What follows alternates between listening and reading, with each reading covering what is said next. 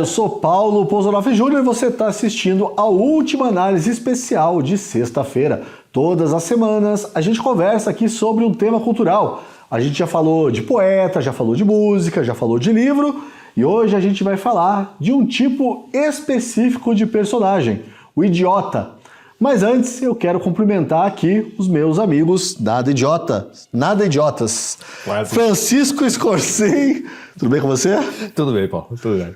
Jones Rossi, quase esqueci teu nome, olha só, coisa idiota. Jones Rossi, tudo bem com você? Tudo bem, eu nem achei que vocês fossem me chamar depois da quantidade de idiotice que eu falei. Não, a última vez que eu... A gente resolveu fazer um programa especial pra você, veja só. Então eu vou começar a ler aqui. Eu sou Paulo Pozzolaffi. Não, desculpa. Não é.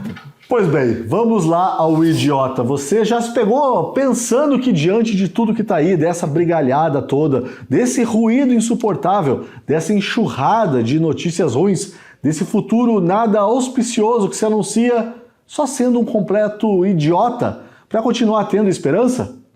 Mas calma, hein? Calma. Quando eu digo aí idiota, eu não estou falando do imbecil, do burro, do jumento que, por sinal, dizem que está em extinção, aquele lá de quatro patas.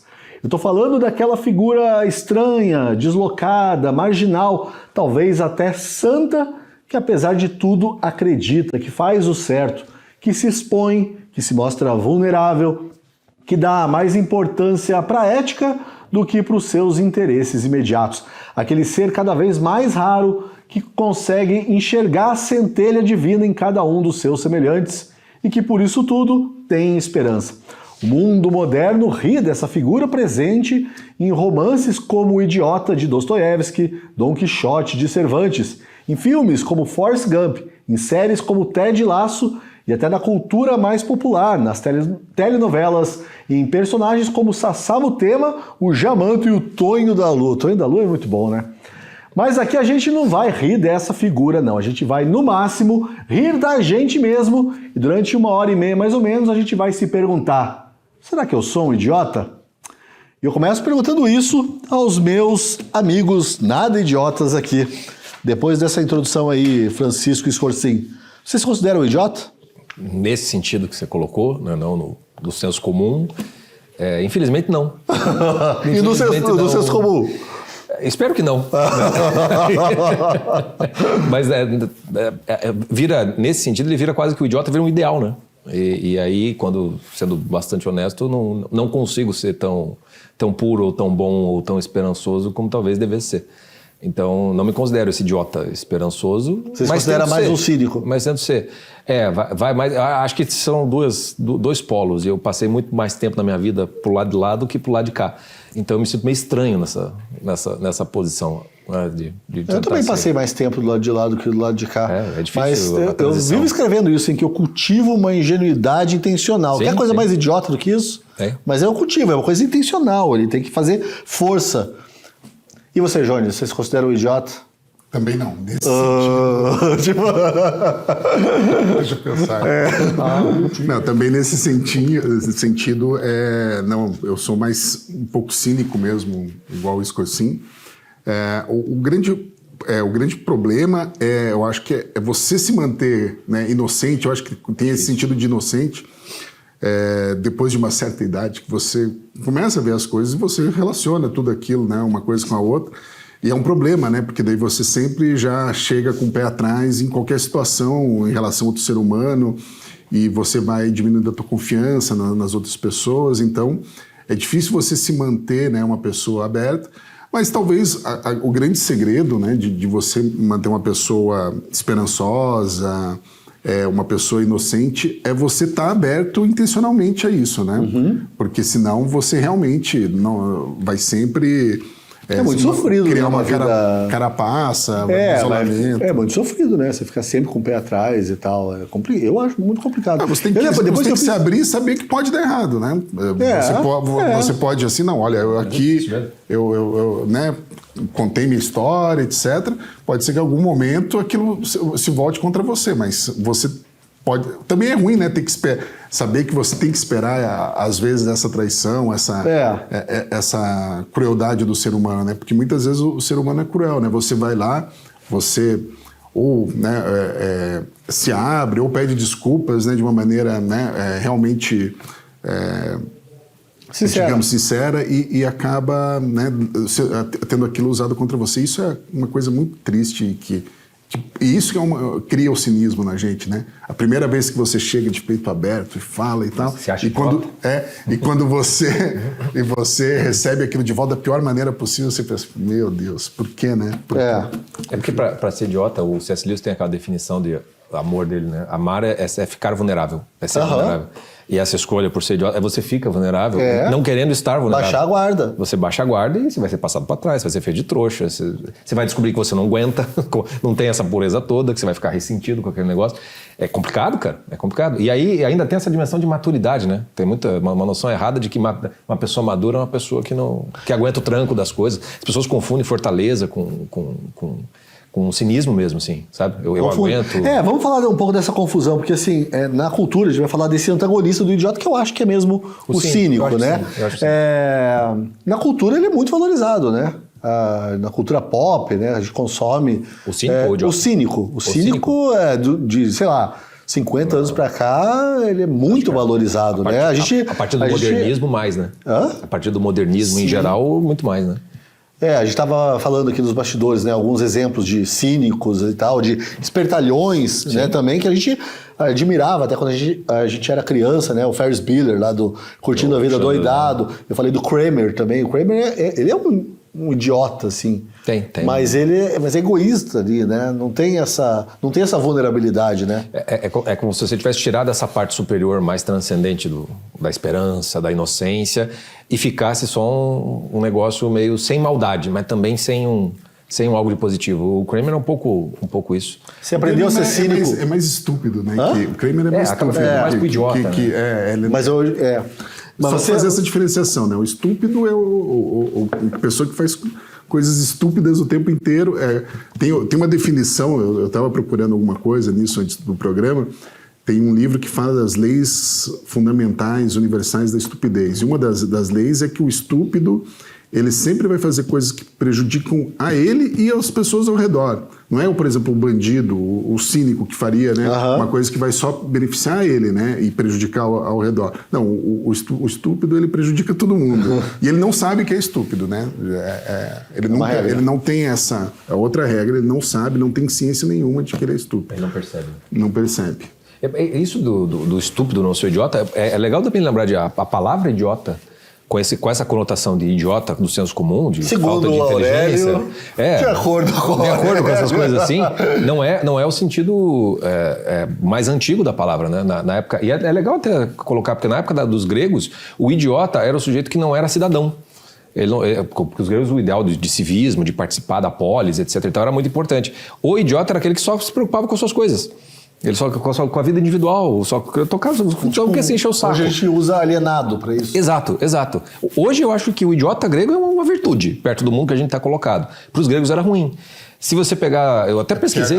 A cidade para os gregos era uma coisa... Era extremamente importante. Tanto que eles faziam essa diferenciação, né? Os bárbaros vivem fora da cidade. Exato. Então, não são os cidadãos mesmo, é quem tem os direitos e tal. Nos romanos, e daí na Idade Média, no contexto cristão, a coisa do idiota vai ser mais... Não vai pegar uma conotação pejorativa. Ela vai ter uma coisa de ser leigo. De você não ter conhecimento suficiente, por exemplo, de você não conhecer as coisas por exemplo, da igreja, das coisas todas, mas que você tem uma espécie de sabedoria do dia a dia. Sabe aquela sabedoria do sujeito, do capial, digamos assim, que aprendeu com a escola da vida, mas que por isso mesmo também tem uma certa inocência com relação às maldades do mundo, etc. e tal. Esse era o sentido do idiota. Então tinha uma espécie de déficit em relação ao que ele conhecia do mundo, mas ao mesmo tempo uma compensação por esse lado, saber se virar sem ser muito imaculado. Reobaldo seria um idiota nessa ideia? Eu acho que não. Ele não é meio que um capial ali, não tem mais. Não, mas nessa ideia medieval. O Reobaldo, para quem não sabe, é o narrador do Grande Sertão Veredas do Guimarães Rosa, que ele está conversando com uma pessoa que a gente não sabe quem é o leitor, que ele está conversando no final da vida dele não, né? Já na meia-idade, contando a história dele com uma dúvida na cabeça dele. Se ele vendeu a alma pro diabo ou não vendeu a alma pro diabo. A dúvida dele é toda essa. A forma como o Reobaldo conta aquela história, ele tem tirocínio, ele tem uma capacidade intelectual de se perguntar essas coisas que um idiota não teria essa problematização, entendeu? Eu acho que as escolhas que ele faz, as maldades que ele faz, ele sabe que ele tá mais pro culpado do que pro idiota. E o idiota, nesse assim. sentido que a gente fala, também ele ele não é capaz de fazer maldades, né? Só involuntárias, né? Sim, mas coisas menores e tal. A gente pode, né, pensar no Mishkin, né? Do idiota, do Dostoiévski, que sempre pensava em fazer o bem para todo mundo e acabava magoando, às vezes, as pessoas, né? Que nem magoa, no final, a Aglaia, né? Não quero dar spoiler aqui.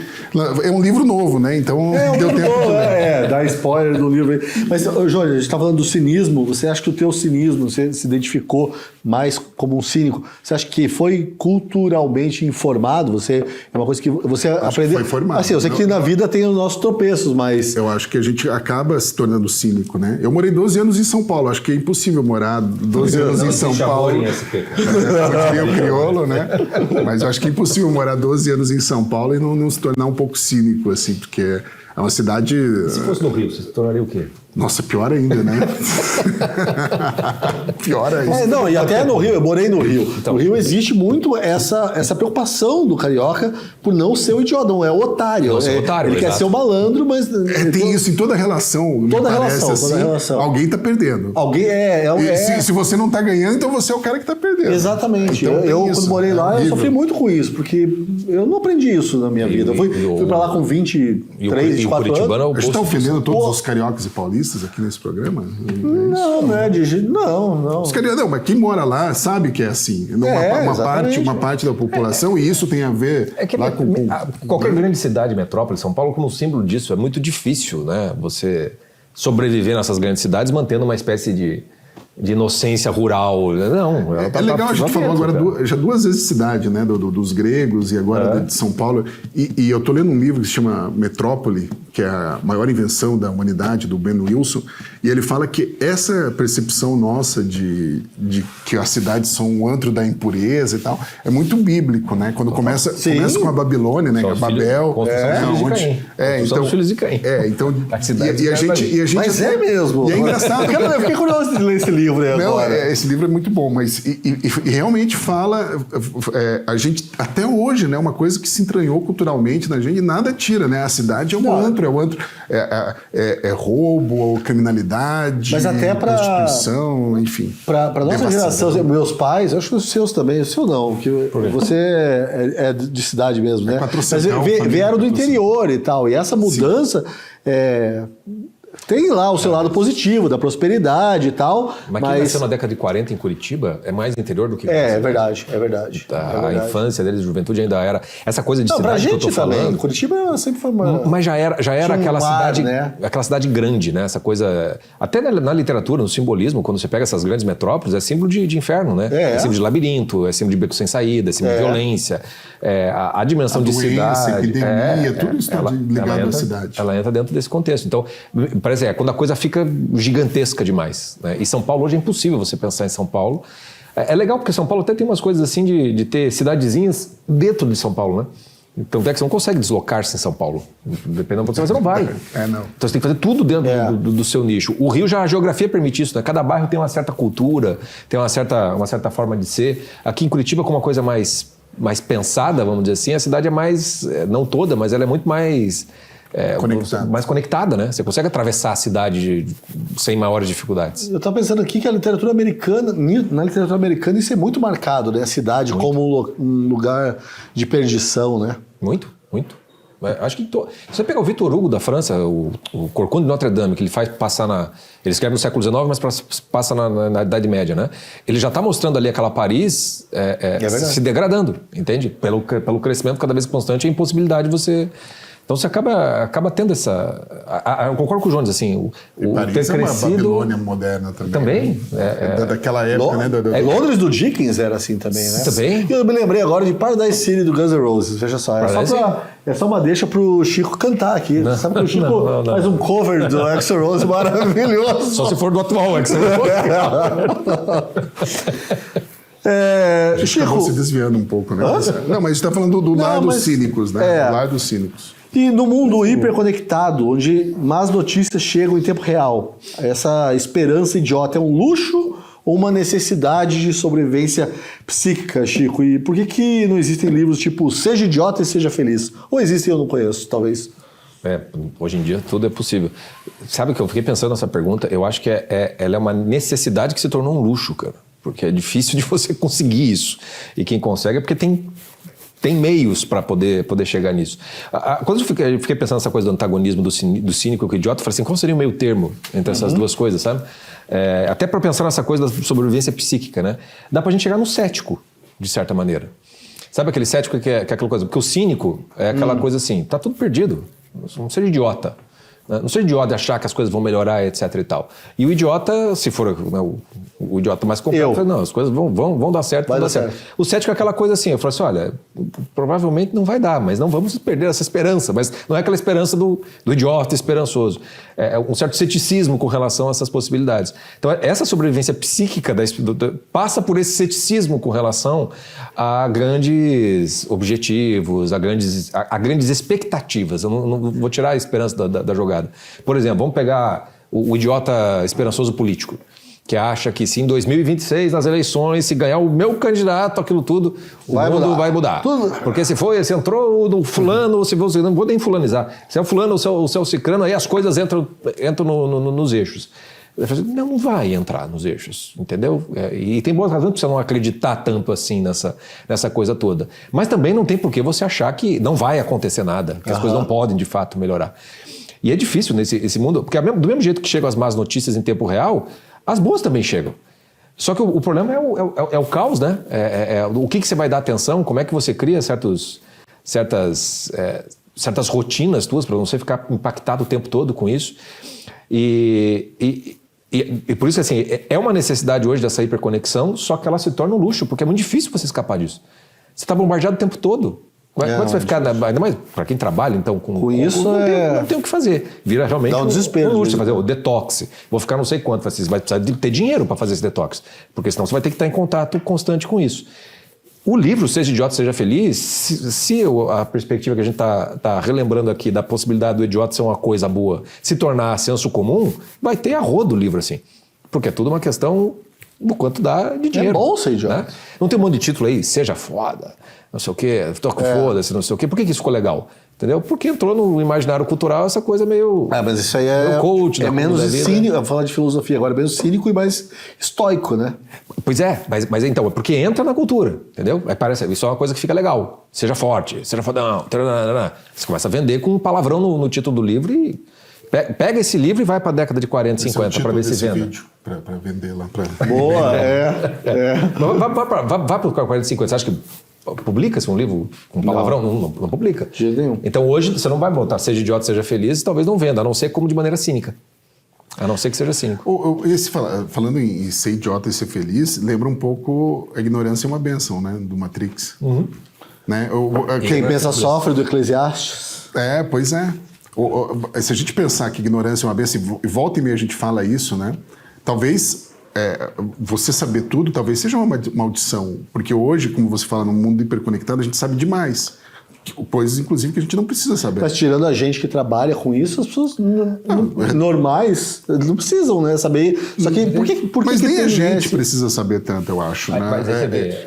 Agora, as pessoas normais, né? As normais, a gente, o bando de anormal aqui, elas assistem o Cidade Alerta. Você já assistiu o Cidade Alerta, o Brasil Urgente, essas coisas? Eu vi ontem, porque ontem a gente está gravando aqui na quarta-feira, que teve uma briga lá de dois repórteres. Mas parece uma coisa assim, o mundo da TV é um mundo muito pior do que a gente vive, né? E é de verdade, né? Muito pior do que a gente vive. Você foi assaltado nos últimos, sei lá, 5 anos? Não, né? Mas se você liga a TV, você vai ver, você vai ficar, meu Deus, eu vou sair de casa agora e vai acontecer alguma coisa comigo, né? Porque é todo o mundo cão ali reunido naquele instante e você, para que precisa saber daquilo? Eu questiono muitas vezes quem assiste esses programas e fala, você está se envenenando com isso daí. E a pessoa, não, preciso saber para não cair no golpe, não sei o que e tal. E eu entendo, né? Porque para muitas pessoas ali também tem uma coisa que é interessante, de golpes que são aplicados, pá. E, bem, é jornalismo, né? No final das contas, né? Tem uma função. Tem o seu lado, né? Tem o seu lado. Mas é a questão da dose, né? É a dose, né? Mas eu acho que a ignorância se torna uma bênção, né? De você não saber tudo que você precisa saber. Mas, por exemplo, no Matrix ela tem um lado muito ruim, né? Que você abdica de conhecer a verdade. Mas sabe que essa ignorância é uma coisa legal, porque se a gente for parar para pensar, e liga com essa coisa do idiota, tá no Matrix, tá no Eclesiastes, mas é o pecado original. Porque Adão e Eva, eles querem da árvore do conhecimento. Eles querem conhecer. Você vai conhecer? Então vai ter o tranco. Ou seja, Adão e Eva eram ignorantes. Só que aí que tá. A nossa noção de ignorância hoje é o mesmo sentido do idiota. Ser ignorante é ser burro. É não querer conhecer. Só que a ignorância de Adão e Eva não era uma ignorância nesse sentido. Era uma ignorância de quem não precisa saber, porque tem porque confia e tem aquele que vai, o que precisar tá dado ali. Você não precisa se preocupar com isso. Então é a mesma coisa. Por que eu vou assistir o Cidade Alerta? Eu preciso cuidar disso, porque ninguém vai cuidar de mim. Eu tô lascado com relação a isso, eu tenho que me proteger de todas essas coisas. Então essa ignorância, se ela é pura ignorância para não sofrer, ela não é uma felicidade, é só uma anestesia. Falando não do cínico agora, mas do esperto, que talvez seria também um outro um antagonista aí desse idiota esperançoso. Adão e Eva não precisava dessa esperteza, né? Me parece que o esperto ele não confia em nada, né? Essa é a verdade. Ele não confia em absolutamente nada. Ele só confia em si mesmo, né? Ele acha que ele é esperto o suficiente para driblar todos os obstáculos aí da vida. A esperteza nasce ali no Jardim do Éden como burrice. Sim. Né? Porque na hora que eles fazem, aí eles tentam se esconder. Que cagada que eu fiz. Vou me esconder de Deus, aí vou botar uma folhinha aqui.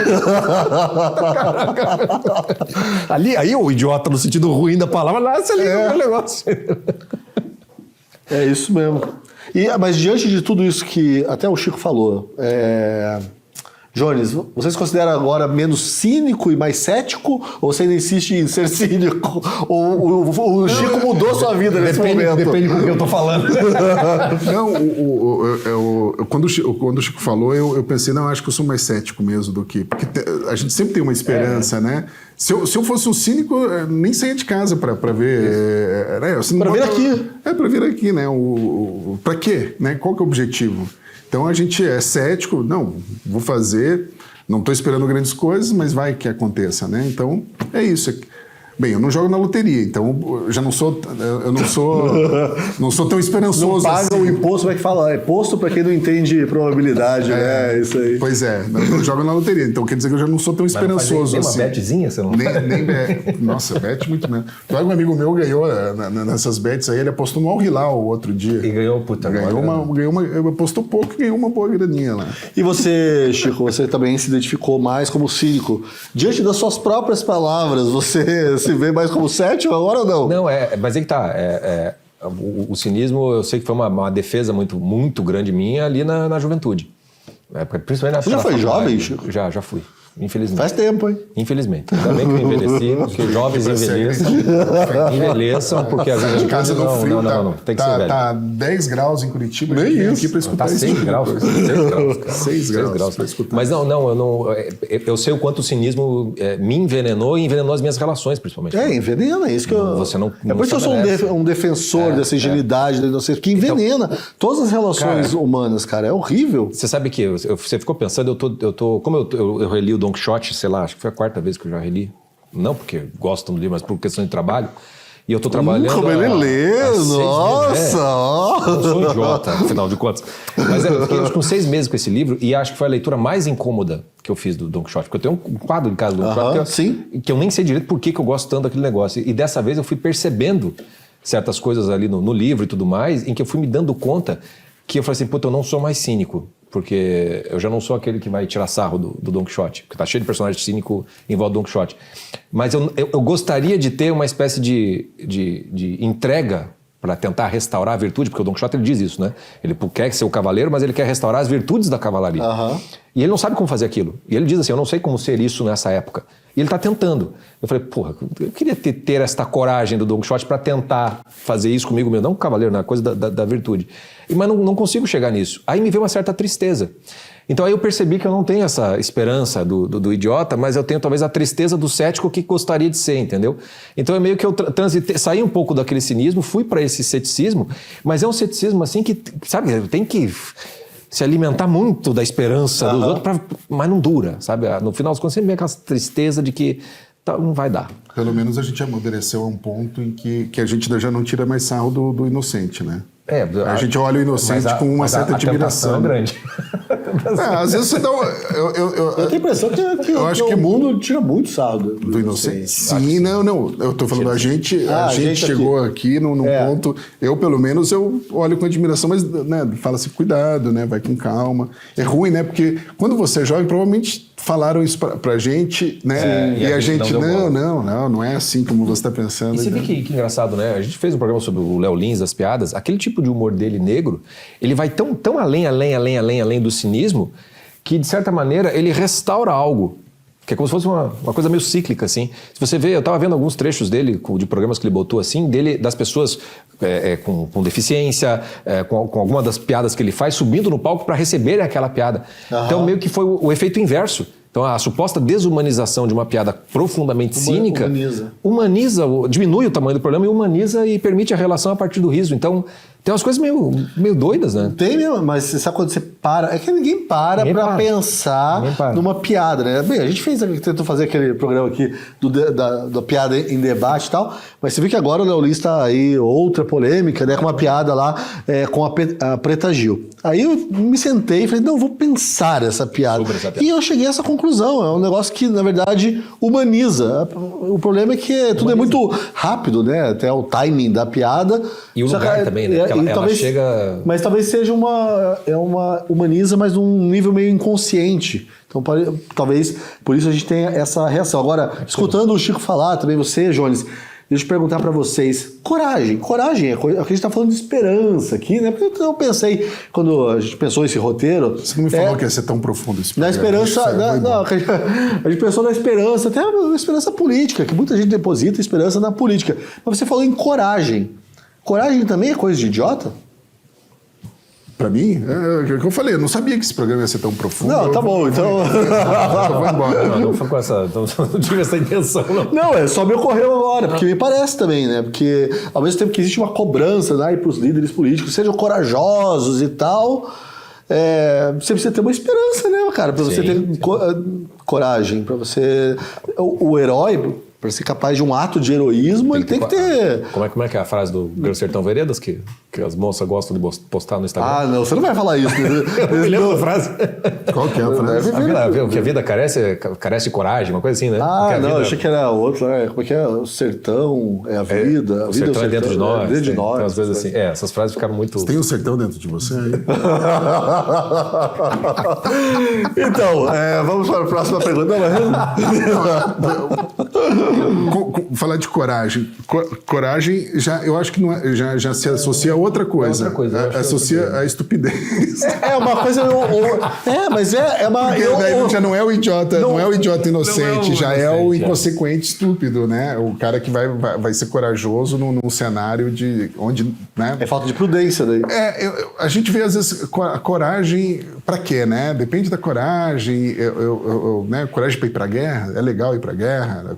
Qual que é a maior coragem? Eu acho que tem vários, né? Por exemplo, você pega que nem aquela vez que a gente comentou o filme Uma Vida Oculta, né? Do Terrence Malick. Aquilo é coragem, né? Aquilo é um nível de coragem absurdo. Assim, você conhece, né? Sim, sim. É o Franz... Santa, né? Como que é o Franz? Não vou lembrar o nome dele, mas Não lembro o nome dele. Mas é um sujeito que ele mora na Áustria e ele decide não ir para a guerra, mesmo sabendo... Mas, na verdade, ele se recusa a prestar lealdade ao Hitler, né? Ter um juramento, a fazer um juramento. Exatamente, queriam que ele fosse soldado. Daí chegam a falar para ele, não, olha, se você não quiser ser soldado, você pode servir lá como enfermeiro, alguma coisa assim. Ele, não, eu não quero participar disso, dessa guerra hedionda que vocês estão travando. É a objeção de consciência, né? E, cara, ele sabe que ele vai perder, que a família vai ser prejudicada, né? Ele vai ser prejudicado. aquilo para mim assim é um nível de coragem que eu não consigo imaginar, porque a partir do momento que minha família é prejudicada, eu já não. Então, Sim, até uma grande questão que o filme suscita é esse, né? Se ele fez, se ele agiu certo ou errado, porque ele agiu certo, porque se todo mundo agisse que nem ele, não tinha guerra, né? É igual Thomas More, né? São Thomas More também perdeu a cabeça. Mas aí você vê que todos os mártires, a coragem deles tem a ver com um valor que não é exatamente a coragem, né? Em virtude do que eu vou ter a coragem de afrontar, porque nesse filme especificamente falando, tem a questão, a dimensão da fé do personagem também, né? Então, os mártires, por exemplo, é pelo amor de Cristo, é por Deus, etc e tal. Então, ter a coragem de morrer por algo maior do que a própria coragem, não pelo valor em si de que eu vou enfrentar de peito aberto. Demonstrar coragem. Porque daí seria estúpido. Ele não está sendo corajoso porque ele quer ser corajoso e mostrar aquilo, né? Ele fala assim, não, se eu realmente acredito ele abraça nisso, aquilo porque é o valor, né? Ele sabe que ele vai sofrer, por isso. né? Eu vou morrer por isso, né? Tanto que a coragem ela fica entre a temeridade e a covardia, né? Para você saber se a coragem é virtuosa, você precisa avaliar o contexto e a prudência do sujeito, né? Porque tem coragens e coragens, né? Sim. Tem coragem que é vou alguma pular desse penhasco também, aqui, tá? Vou mencionar certas palavras no YouTube. Que corajoso. Mas uma coisa que eu acho que você tem muita gente que se acha, né? Corajoso, se acha corajoso com isso. Mas tem uma coisa do inocente esperançoso de algum desses... Acho que todos esses personagens, o Ted Lasso, o Don Quixote, mesmo o Príncipe Michigan, que é a coragem de passar o ridículo. A coragem de saber que vai ser ou mal interpretado ou ridicularizado. Mas eles sabem que vão passar o ridículo. Isso eu tenho. O Don Quixote, o Ted Lasso... Eu tô achando um idiota corajoso agora. O Michigan, eu acho que ele não sabe que ele tá passando. Eu acho que ele é mais inocente. Ele é bem inocente. Mas o Don Quixote e o Ted Lasso, eles sabem perfeitamente bem tanto que o Don Quixote chega a uma certa altura do segundo livro que ele diz assim, eu não vou nem tentar lhe convencer mais porque eu sei o que as pessoas pensam a respeito de mim. Eu não tento mais convencer ninguém, que os meus feitos sirvam de comprovação. Você acha que você tem essa coragem? Você também se expõe bastante. Então, é que tá, me falta essa coragem para poder chegar a ser o idiota. A minha tristeza do ceticismo vem da falta de coragem. Ridículo? Às vezes não. Aguarde e confia. Às vezes sim. No programa de hoje eu vou fazer você passar muito ridículo. Mas é que tá, aqui nos programas, é engraçado porque nessas horas assim... Você meio que naturalmente vai depois... Cara, que foi... Esses dias eu tava falando que Você já fez uma música sobre passar ridículo. Tem lá naquela música, né? Quem é que não tem medo de passar ridículo? Né? Olha só, o Jones está estudando a história da música brasileira e já vê que ele chegou à década de 80, que agora está citando... Pior que eu voltei para a década de 70. Fiquei ali em Novos Baianos, Mutantes. Isso é bom, eu gosto. Por questão pessoal ou trabalho? Não, só você tá afim. Porque ele quer conhecer, olha, ó. É que eu nunca fui um cara muito coisa idiota, foi lá pegar a árvore do conhecimento da música. É legal. É legal mesmo, é legal. Olha, agora tem uma pergunta aqui que, na verdade, foi passado por um participante dessa mesa, que foi o Chico. Veio pelo e-mail. Eu vou fazer uma cartinha para redação. Vou fazer a pergunta e você explica aí a pergunta e já responde também, Chico. Existe uma linha entre esperança idiota transformadora e negação patológica da realidade? Como identificar essa fronteira? Olha aí, Johnny, isso aqui é pergunta profunda, hein? É mais ou menos dentro do que a gente está conversando. É idiotice do Chico ter esperança de que a gente vai saber responder uma pergunta dessa. Estou tentando entender a pergunta. Mas vamos dar o exemplo do Ted Lasso, o personagem Ted Lasso. Para quem não assistiu o seriado Ted Lasso, que eu nem sei em qual... Deve ser da Apple, acho. Apple TV. A história dele é assim, ele é um treinador de futebol americano que é contratado para ser treinador de um time de futebol na Inglaterra. Isso. Né? E ele vai para a Inglaterra, só que ele é contratado, ele é meio campeão lá, ele é até bom técnico de futebol americano. Mas a dona do clube que contrata ele, que é um time de segunda e terceira divisão lá da Inglaterra, ela tá contratando ele pra sacanear o próprio time. Pra falir o time. Porque ela se divorciou do marido, que é fã ardoroso, e ela fez questão de ficar com o time pra ela no divórcio. E ela quer fazer ele sofrer e fazer o time sofrer. Né? Então, boa premissa, agora eu vou assistir. É boa série. Então, ela é um petralha, entendeu? Do time dela lá, e ela contrata o cara para isso. Quando o Ted Lasso vai, e aí tem essa coisa meio quixotesca dele, porque ele não entende nada de futebol. Igual o petralha, pô. Só falta a bondade mesmo. E ele vai naquele negócio todo ali, e aos poucos, né? Todo mundo que vai tendo um contato com ele vai se transformando. Porque ele sabe o que estão pensando dele, você vê nitidamente que ele sabe, assim, mas ele se recusa a ter vergonha de fazer o que ele quer fazer. Ele joga um outro jogo que não Mas dele. isso é recusa patológica que você... Não, isso é a esperança idiota transformadora. Entendeu? Porque ele transforma. Se você acompanhar ali, vários personagens são profundamente impactados por ele e transforma. Aliás, assistam Ted Lasso. Vale muito a pena. Onde que tá? Na Apple. Na Apple TV. Vai ter uma nova temporada até. Está sendo patrocinado pela Apple? Mas não, iPhone? Não. Inclusive, se podíamos, quiserem né? Podia. Estamos Eu abertos. não quero iPhone, eu gosto do Android. Não, mas... Então, ok, mas a gente pode trazer. A gente troca depois, né? Mas o que é a negação patológica da realidade? Aí vamos, por exemplo, sabe Lua de Cristal da Xuxa? Não. Tudo que eu quiser. Esse programa é uma caixinha de surpresas. Então, a gente veio aqui você falando que o programa é profundo. Vamos analisar não é. Lua de Cristal da... Pior que eu falei que eu não conheço, mas eu conheço sim. Você conhece? Claro que conhece. Claro Não que só conhece. conheço, como eu assisti no Cine Itália. No Cine Itália. Então, mas a música lá, tudo que eu quiser, o cara lá de cima vai me dar. Me dá toda a coragem. Que... Não é uma esperança idiota? Tudo que eu quiser, o cara vai me dar. Mas não Só é que eu o quero. do Adão e Eva que você estava citando agora? Num contexto de completa inocência. Não, sim, exatamente. Depois do pecado original já não é bem assim. Não, que eu funciona. sei disso, claro. Eu não sou Então. idiota, mas eu sei. Mas essa negação patológica que vira como é que é aquela coisa do wishful thinking? É aquela coisa assim, tipo... tá tudo ruim, tá tudo uma merda, mas não faz nada pra mudar. Ou então, não, pensamento positivo, vai dar tudo certo, sabe? Sim, vai dar passiva, tudo certo. a gente vai falar Passiva, isso, né? isso. Essa esperança passiva, vai dar tudo certo. A esperança idiota transformadora é aquela coisa assim de, putz, que ruim que isso aconteceu, uma situação mas que não vai, por exemplo, assim, fica tranquilo. Sabe quando você vai no velório? Pessoas nunca sabem o que falar pra pessoa enlutada no velório, né?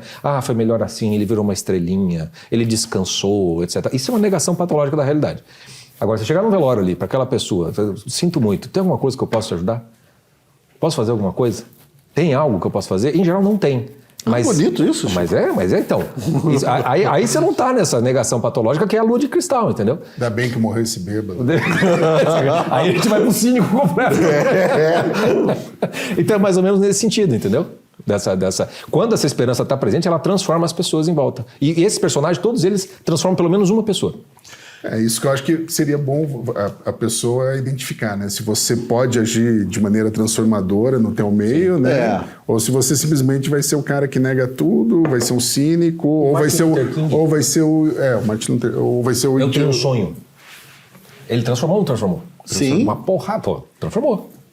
Tanto faz, você gosta ou não gosta de ser de esquerda, direita, tanto faz, mas ele é uma esperança. Ele é adorado por direita e esquerda. Direita e esquerda. O próprio Mandela, quando ele consegue conter uma guerra civil, você pode não gostar do Mandela, mas o que ele faz, aquela coisa do pedir perdão, não sei o que, tentar, ele segurou uma onda que, olha quanto tempo demorou para voltar a estourar agora lá na África do Sul. Bem, ele se recusou a empreender ali o revanchismo, que ia ser um banho de sangue. Sim. Isso já é muito admirável. Se a gente olhar para o nível dos líderes mundiais hoje, tem algum perto, próximo, não chega a unha do dedão do Mandela, cara. Não chega mesmo. Você pode não gostar, mas não dá para falar que naquele momento, pelo menos, naquele momento ele foi magnânimo, né? Ele foi incrivelmente hábil e um estadista, né? Coisa que hoje a gente não vê. E as pessoas parece que também não querem mais isso, né? Isso que é triste. Daqui a pouco o Itamaraty manda carta para vocês falando isso, tá? Dizendo que nós temos estadista no Brasil, que agora o Itamaraty também faz as coisas, né? Limpar a barra. Mas eu tava lembrando uma coisa aqui que o padre Luiz Fernando, me falou esses tempos. Que a gente tem, você falou da lua de cristal, eu lembrei. Otimismo, tudo vai dar certo, não sei o quê. Mas otimismo não é isso. Otimismo é saber que eu acho que é a coisa do idiota esperançoso. Você sabe que pode dar errado, você sabe que vai tropeçar, sabe que vai ter obstáculos, sabe que você vai cair, sabe que talvez vão te dar uma rasteira, mas você é capaz de recomeçar. Eu acho que isso que é o otimismo. É isso aí. Viu só que bonito? Eu vou escrever já o meu livro de autoajuda. Jones, você quer responder essa pergunta muito difícil do Chico? Qual? A primeira ali. Essa pergunta transformou. Mas eu acho que eu já acabei de falar sobre isso, né? Que você tem que delimitar essa linha, né? Que se você realmente quer ser uma força transformadora, mesmo, né, num mundo que é cínico, você tem que saber que você vai ter, né, percalços, mas é melhor do que fazer essa negação patológica da realidade, né? É melhor você carregar a tua cruz, né? É melhor saber, tem que carregar isso. Você corre o risco e sabe que pode se dar mal, mas não vai ser isso que vai te impedir de fazer o que você deve fazer, né? Bom, e agora uma pergunta bem menos profunda do que essa. Qual a experiência mais idiota, nesse bom sentido, que você tem hoje e qual a mais idiota, no mau sentido da palavra? Eu vou começar com você, Jorge. Sua esperança...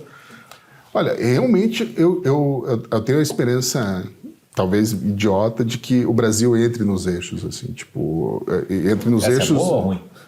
Não, é uma esperança assim, olha, será que a gente vai começar a pensar em coisas, né, que realmente são boas para o país, escapar um pouco isso aqui é de direito, coisas, por exemplo, saneamento básico, né, a gente tem metade da população, eu mandei uma newsletter ontem, a newsletter Ideias, por favor, assinem. A newsletter Ideias, é bem fácil, você entra no canal de newsletter da Gazeta e assina, tem 90 mil assinantes, é bem grande a newsletter. E, cara, a gente tem metade da população que não tem lugar para...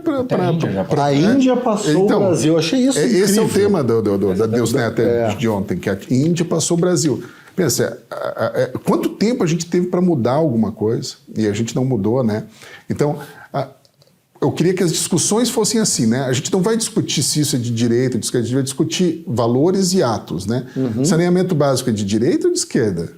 Saneamento básico é algo que vai melhorar a vida da população, não é de direita nem de esquerda. Quem estiver no poder, seja o Flávio Dino ou seja o Tarcísio Freitas, tem que dar saneamento básico para a sua população. O Flávio Dino é presidenciável? Cara, você colocou agora, você acabou de lançar o Flávio Dino como presidenciável também. Só que daí você sabe que o Flávio Dino não vai fazer nada disso, porque no estado que ele foi governador, ele não fez nada disso. Não fez. A população lá, a população do Maranhão vive literalmente na M. Né? Não tem lugar para... Outro dia eu vi uma reportagem sobre isso. Não tem lugar. Tem gente que não tem lugar em casa. O lugar físico para ir lá e fazer as necessidades. Esse é o Maranhão. Pensa, um lugar assim, cara, existe no Brasil em 2025. José Sarney durante décadas e também não, que é considerado de direita. Mas é que o Flávio Dino tem toda aquela aura, né? Ministro do STF, não sei o quê. Só os profundos estúpidos, para não confundir com os idiotas, acreditam num fulano desse, né? A essa altura do campeonato.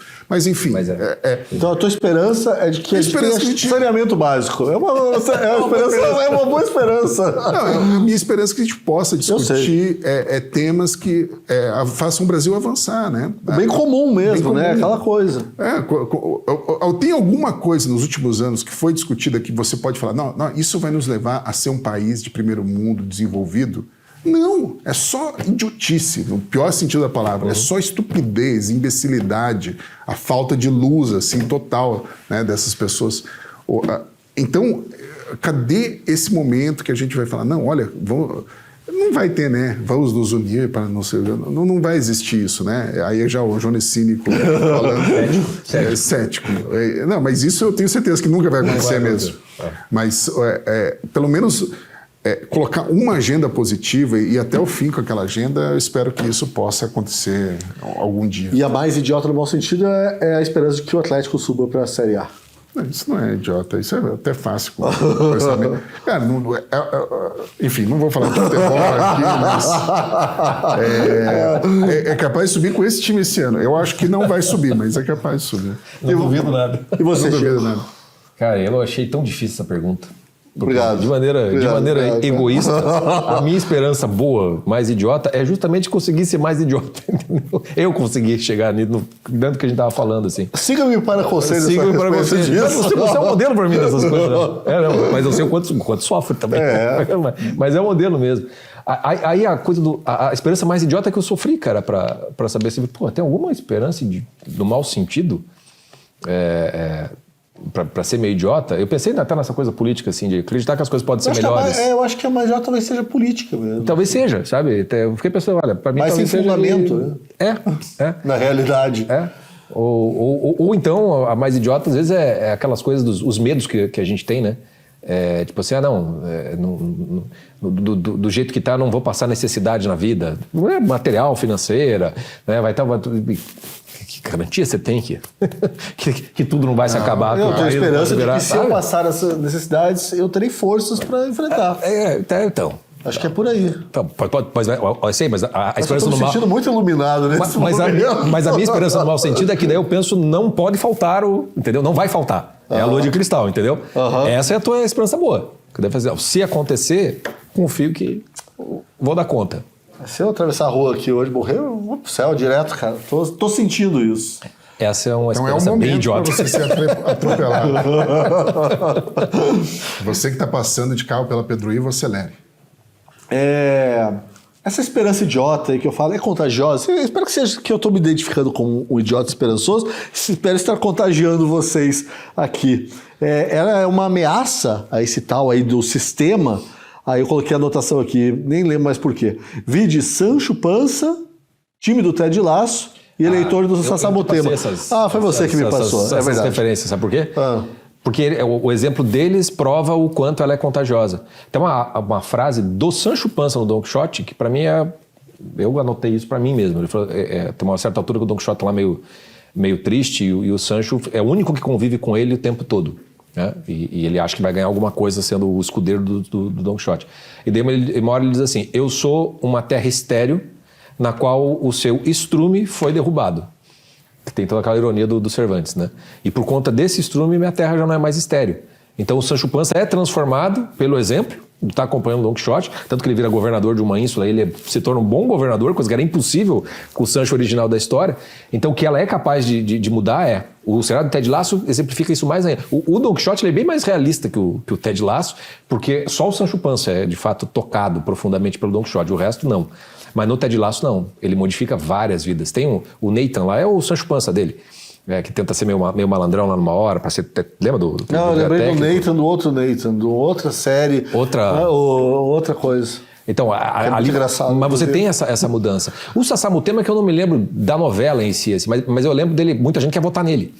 Né? Tanto que é uma crítica que se fazia à novela, que a novela é de 89, que ele era um arquétipo do Lula. E que já na época falava-se isso, né? Mas é que o Lula tinha essa aura. Mas o Lula, exatamente, tinha essa aura de esperança. A gente tá falando do Lula de 2025, a gente tá falando do Lula de 1989. Que era o torneiro mecânico. Cara, eu sou tão reaça que em 89 eu já não gostava. Não, eu também não, mas... Eu acho que eu nunca gostei dele, mas eu era... Eu sempre olhava ali e eu falei, não, isso não me convence. Eu sou muito bom para julgar o caráter. E eu já olhava ali, isso não me convence, me desculpa. Nossa, que medo, hein? Muito bom para julgar caráter, e é verdade, é mesmo. Ô Jones, a esperança é idiota ser contagiosa. Esse contágio também se dá via cultura, né? A gente tá falando aqui que você foi... Eu acho que todo mundo aqui foi informado, esse cinismo é informado pela cultura. Mas essa idiotice... É que os personagens cínicos, eles são atraentes, né? Veja o Dr. House. Ele é profundamente cínico, totalmente cínico, né? Ele faz pouco caso da fé das pessoas na série. Um escroto, né? Mas ele é um personagem incrível, né? 8 temporadas teve a série, eu acho que mais até, não sei se 8 mais. Enfim, mas você assiste o episódio e ele sempre tem razão, né, no final, né? O cinismo dele. Então, culturalmente, claro, o cinismo, ele... É que nem aquele vilão que é carismático, né? O vilão carismático faz sucesso, o cínico faz sucesso porque eles nunca são passados para trás, né? Então você acaba pensando, eu não quero ser passado para trás, eu quero ser igual a esse cara aí. Você né? não admira o cinismo deles, você admira uma espécie de verdade, né, que eles conseguem captar, ou de um certo realismo. E eles têm nessas séries eles tiram sarro da fé das pessoas e geralmente a pessoa tem a fé abalada, né? Algumas, né? Outras não. Mas ele também fica intrigado. Ele fica, tenta fazer tem isso.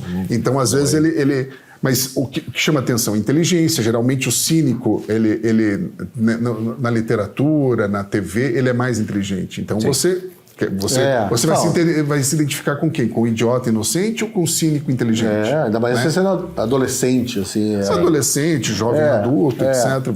Você ainda está formando a tua personalidade, né? Então você, aos poucos, eu vou seguir por esse caminho aqui, que e você acaba se tornando um cara né, intragável, igual é o Dr. House. Eu, quando assisti Forrest Gump, eu tinha 17 anos por Mas aí. você não quer ser o Forrest Gump, né? Você acha Não, legal, então, assim. eu não queria, mas hoje em dia eu falo, porra, tá aí um cara que confia, cara, confia completamente. Ah, mandou pra guerra, vamos lá. E ele transforma, né, a vida do Dan, né? Exatamente.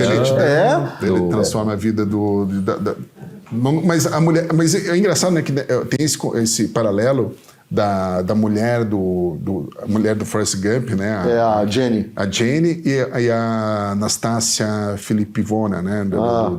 Filipovna. Do Dostoiévski. Do idiota do Dostoiévski. Que são duas mulheres que não se prendem a ninguém, né? E o idiota é o único que fica com elas até o final, né? É bem isso, né? O idiota no livro, ele quer salvar ela, ele acaba magoando a Aglaia, né? Que a Aglaia quer casar com ele, né? E casa. O Jones veio aqui humilhar a gente com o conhecimento de Dostoiévski dele, cara. Tá beleza. Não, mas ele acaba magoando a Aglaia, que casa com ele, mas ele chega lá numa hora que ele tem que decidir com quem ele quer ficar, ele fica com a Anastácia, né? E a Anastácia abandona ele no altar, né? No casamento, a Anastácia pede pro Rigogin e fala, não, me tira daqui, eu não quero isso pra mim, né? Porque ela é outra e é igual a Jane, então, ela é igual a Jane, né? Na hora que é pra ficar junto, ela se manda. Né? Eu queria falar isso, eu assisti com 17 anos e eu me identifiquei muito mais com ela. Abandonado por uma Jane. Porque aquela coisa, vou viver, vou fazer, vou sair de casa, coisa bem, vou aproveitar a vida, vou viver aventuras, vou viver tragédias e tal. E a gente fica velho, não adianta, né? cara. Eu já me identificava mais com o Tenente Dan. Que é um cínico, né? Totalmente cínico. Totalmente cínico, né? Sim, Não, aquela cena maravilhosa dele, quando ele tá quando ele tá no barco brigando com Deus, Wrestling with God, que a gente vai fazer um programa ainda sobre o novo livro do Jordan Peterson, e aquela cena é muito, muito forte. Muito forte e muito boa. E muito real. E muito real e muito... Todo cínico precisa passar por isso. Cara. Sim? Você passou por isso? É o livro de Jó, sim. Pelo menos umas 2 vezes, sim. Você passou, Jones? A gente passa, né? Em algum momento da vida a gente passa e é muito bom, mas é muito bom, né? A gente esbraveja com Deus. É a hora que você é mais acolhido, cara. É foda que é a hora que você se sente mais acolhido. Aquela cena dele nadando, assim... enfim, o pessoal vai falar que é piegas e não sei o quê. Os cínicos dirão que é piegas, mas não mais paciência. Não é piegas. Nem do ponto de vista do cínico, acho que ela é piegas. Porque ela tem uma verdade, aquela cena ali, e ela toca... Pega o cínico.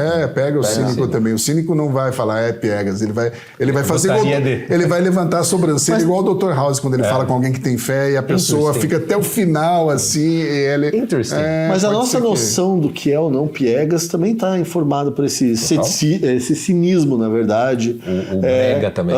O brega também, né? O que é elegante, o que não é cafona, é uma coisa cínica, é um olhar superior de eu não sou otário, né? Eu sou malandro, eu sou melhor do que vocês. Amado Batista seria um Forrest Gump? Não cheguei no Amado Batista. Amado Batista seria... O Amado Batista não é esse cara que casou com uma menina de 23 anos agora e traiu... Já traiu com a amiga e tal. Eu acho que ele não tem idade de Forrest Gump, então. Tem da Jane, talvez. Tem muito mais. Artistas geralmente, né? Tem mais... Acho que sim. Isso. Vamos então para fazer a nossa promoção, Danilo? Vamos lá? E aí, você, tá gostando aqui da nossa conversa? Pois saiba que ela só é possível por causa dos nossos assinantes. São eles que financiam o nosso jornalismo aqui da Gazeta do Povo. Um jornalismo que, como eu não me canso de dizer, é baseado em convicções. São 33 as convicções que norteiam a nossa linha editorial e estão todas lá no nosso site. Mas o quê? Eu vi você dizer que ainda não é assinante, é sério isso? Não tem problema, a gente vai resolver isso agora mesmo. Olha, porque a Gazeta do Povo está com uma promoção especial para você que é espectador aqui do nosso Última Análise de sexta-feira e que quer ter acesso não só a um jornalismo de qualidade, como também a um timaço de colunistas, a cursos, a e-books, a newsletters, enfim, há vários produtos que a nossa equipe está lá agora mesmo se esmerando para criar para você. Quanto custa para ter acesso a tudo isso? R$1 nos 3 primeiros meses. É isso mesmo, R$1 nos 3 primeiros meses. Não tente bancar o esperto, não seja o cínico que não quer acreditar mais na imprensa. Assine a Gazeta do Povo agora mesmo pelos links que você encontra na descrição ou no chat desse vídeo, ou então pelo QR Code que você tem aí na tela. E agora vamos voltar aqui para a nossa conversa. Uma conversa que eu acho que de idiota não tem nada até agora, né? Acho que não, né? Eu acho que não. Como diferenciar a esperança idiota, essa ativa e transformadora, da esperança passiva, alienante, conformista, que existe também, né? A gente tá vendo, tem muita gente assim, né, sentado, aquele guerreiro do sofá, né, também, que se diz esperançoso, aí é o mais covarde ainda, né? Voltando ao papo de covardia e esperança. É quando você tem acho que a coisa da atividade, né? Quer dizer, se você tem esperança de algo, né, e você não faz por onde esse algo acontecer, né? Se você não levanta e vira um cavaleiro andante como o Don Quixote, se você não aceita dá o primeiro passo. Você tem que estar, né? Então, quando você não fica no alienante, quando você fica no passivo, você fica esperando que alguém faça, né? Você fica esperando que as coisas aconteçam, né? E daí não é à toa que o cinismo te espera na esquina, porque nada vai acontecer, vai ficar esperando o Godot, do Beckett lá, até o fim não vem, e aí você fica com raiva do mundo. E esse é o problema quando a gente fala de esperança política, né? Esse é o problema da esperança política. Só que a esperança política ela tem um outro porém, que talvez até a gente devesse fazer porque tem a esperança ativa e a esperança passiva, né? E daí talvez tenha uma esperança agitada, que talvez seja essa. Porque, por exemplo, quando você tem o que aconteceu com aquelas pessoas do 8 de janeiro, por exemplo, que tiveram aquela coragem de, não, vamos fazer acontecer, e vamos acampar, e vamos não sei o quê, e tal. Elas chegam naquele... Não tiveram nenhum problema em passar ridículo aqui. O pessoal tira sarro, reza pra pneu, não sei o quê. Assim... Sim, sei lá, elas acreditavam. Tá dentro daquilo ali. Eu não sei o contexto disso. Porque assim, a inocência ou a pureza das intenções das pessoas é uma coisa. Elas terem sido manipuladas por outros é uma outra coisa. Por isso que tem a expressão idiotas úteis. Né? Porque esse é o grande risco do idiota esperançoso. Na política. Eles são o material com os quais os espertos se utilizam para conseguir algumas coisas. Eles se tornam úteis para alguma coisa. Né? Todas as correntes políticas têm os seus idiotas úteis. Não no sentido que eles são idiotas, mas porque eles têm esperança que aquelas pessoas que vão estar no poder vão fazer alguma coisa por elas. E aí entra essa coisa dessa agitação, porque você gera uma esperança... Como é que é aquela expressão daquele cara do inglês lá, que eu esqueci, que fala livros sobre conservadorismo, que ele fala sobre fé metastática? Roger Scruton. Não é o Roger Scruton. O Dalrymple? Também não, é um outro lá. Que ele fala sobre essa fé metastática, que é uma espécie de... Que é o Oakeshott, acho que é. Que é o que fala sobre Michael Oakeshott, sobre o ceticismo, né? Sobre essa fé metastática, as coisas vão mudar porque vou botar no Salvador, no Messias ali. Que gera essa esperança meio agitada e meio atropelada que vai dar em ruim. Né? Então, o próprio... Até me parece, se a gente for olhar com um certo distanciamento para o que aconteceu no 8 de janeiro, para essas pessoas, você tem ali uma grande, como se fosse assim, uma grande separação de joio do trigo para cada um, com relação a onde coloca a sua esperança, né? Aonde coloca a sua fé naquelas coisas ali. E aquela atividade toda, por mais justificada e idiota que fosse, no sentido bom da palavra, acaba resultando em nada. Né? Se for pensar em termos de finalidade dessa esperança e dessa ação como um resultado de ordem mais material, sabe? Porque talvez o grande diferencial dessa esperança idiota seja meio que voltar essa ideia meio Adão e Eva, assim, que é aquela coisa de confiar em alguma coisa e não no resultado que você ganha com aquilo que você tá agindo. Então, o passivo é aquele que vai esperar e não vai acontecer nada, mas também tem aquela atividade que, se você faz para ganhar alguma coisa, vai dar ruim. Sim. Né? Mas daí aí já é esperteza, né? Aí já é tentativa de esperteza. É humano também, né? Você quer que as coisas aconteçam. Mas eu acho que muito hoje no Brasil se explica um pouco por causa dessa passividade, né? Porque a gente vê pessoas em posições privilegiadas na sociedade, com recursos, com o conhecimento necessário, que realmente não fazem nada, né? Qual que é a diferença, por exemplo, da sociedade brasileira para a sociedade americana? Na sociedade americana você tem entidades para quase tudo, entidades civis. Né? Não estou falando de órgãos do governo, entidades civis. Que, por exemplo, eu sou um cara que gosto da liberdade de expressão. Eu vou criar aqui, junto com outras pessoas que também acreditam na liberdade de expressão, um instituto que vá tentar aprovar leis em nível estadual, nível municipal, nível federal, leis que tratem da liberdade de expressão. Eu empresário, eu advogado, Então, se a gente não faz isso, fica difícil depois exigir que quem toma decisões não faça o que bem entende, porque elas estão numa posição de poder. Cadê será que, por exemplo, hoje, em vez de ficar, o STF isso, o STF aquilo, que tal uma entidade? Olha, nós somos o monitor das decisões do STF. Eu aqui, advogado difícil, né? Porque o advogado pode ter depois uma ação lá. Uma ação no STF. Então, eu aqui que sou, jurista, qualquer coisa, professor, alguém que já está estabelecido, não dependa.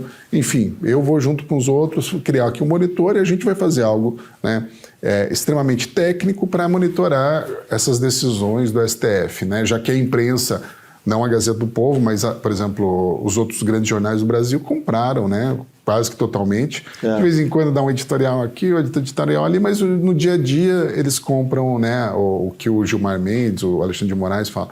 Então, eu acho que isso é você sair dessa passividade, dessa coisa para entrar até numa inocência transformadora. Sim. Essas entidades que eu sugeri aqui vão mudar alguma coisa? Não sei. Talvez não. Mas essa esperança pode ser transformadora, pode inspirar outras pessoas, criar aí um círculo virtuoso, né? E que tem a polis paralela.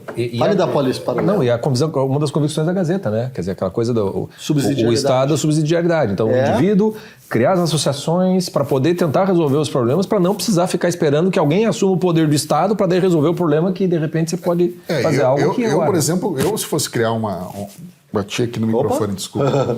Se eu fosse criar uma entidade, eu criaria uma entidade menos imposto.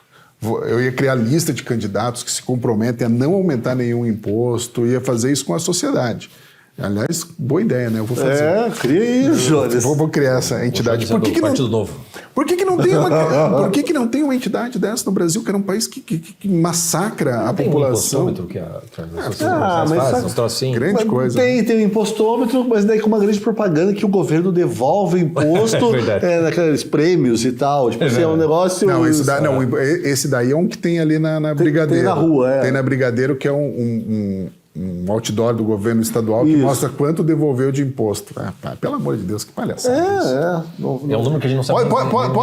Pode tirar a luz daquele negócio lá que não funciona para nada. Estão gastando luz à toa. Você não consegue nem saber se aquilo é bilhão, milhão, a gente não sabe mais, né? Fazer a conta. É bilhão, com certeza é bilhão. Se é imposto que estão tirando da gente, é bilhão. Mas a polis paralela do nosso amigo Bernardo Lins Brandão é uma esperança, né, nesse sentido. Mas já é algo diferente. Explica aí para o pessoal rapidinho o que é a polis paralela. Basicamente, você criar esse associativismo, né? Mas assim, literalmente a margem completa sistema. Sem esperar nada, né? Então, sei lá, se você frequenta ali, você mora numa determinada rua, tem uma praça. Você reúne os moradores e vai lá e cuida da praça. E começa a cuidar da praça, né? Já tem algo disso em vários pequenos lugares do Brasil, mas é literalmente não esperar mais que a polis oficial faça algo. E foi assim que os tchecos, né? Tchecos? Eu acho que foi da que derrubaram, né? O regime lá. Os como é o nome dele? Que é o dramaturgo lá também, né? Václav Havel. Isso, Václav Havel. Eles criaram a polis paralela, mas isso demora, né? E se tornou presidente. Exatamente isso. Não é para a geração que começou. Exatamente. Falta isso muito também aos esperançosos, que não são assim, idiotas, ingênuos e tal. Entender que as coisas levam tempo, né? Todo mundo quer tudo muito para ontem, né? A reversão do aborto nos Estados Unidos levou 5 décadas. Pois é. Do Roe versus Wade. E na verdade nem reverteu, né? mas você deu... Não, a reversão... Mas aí reverteu a lei, não foi, mas simplesmente ele deu para os estados tomar as decisões. E aí os estados aceleraram mais ainda. Sim, e isso é um trabalho contínuo, nunca vai terminar. Nunca vai terminar. Então, se você...